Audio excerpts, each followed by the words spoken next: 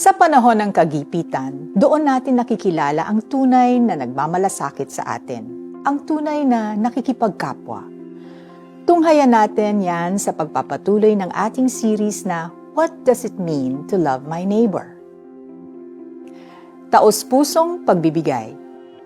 Ate, si Mama nahihirapang huminga. Itatakbo ko na siya sa emergency room. Ito ang narinig ni Therese nang tawagan siya ng kanyang kapatid. Kinabahan si Therese. Dali-dali siyang nagpaalam sa kanyang boss para pumunta sa ospital. Habang nasa biyahe, nag-message agad si Therese sa kanyang mga kasama sa small group sa church. She asked for prayers for her mom who was on the way to the emergency room. Halos lahat naman ay sumagot ng, "We'll pray for your mom." Nag-pray din si Therese for peace and calmness of heart for her mother and sister. Coronary artery disease ang diagnosis sa mother ni Therese. Sabi ng doktor, kailangan itong mag-change ng lifestyle, mag-diet, mag-take ng medications, and possibly undergo surgery. This will be a big blow to Therese's finances since she is the breadwinner. Pero hopeful siya na malalampasan ito ng kanyang pamilya. Nang makalabas na ng ospital ang mother niya, nagbigay siya ng update sa mga taong nagdasal para sa kanilang pamilya.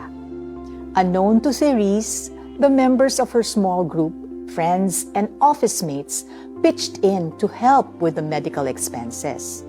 Days after her mom's discharge, Therese was surprised to receive a message from her friends that they sent money to help with the finances. Laking gulat niya nang makita ang amount na pumasok sa kanyang bank account. Nag-send agad siya ng message sa mga ito para magpasalamat. Therese was a recipient of her friends' generosity and she believed the Lord used them to help her. One way to show love to a neighbor is by giving financial help. The amount does not matter. What God sees is the condition of your heart to give. And when the intention is right, it pleases His heart. Let's pray.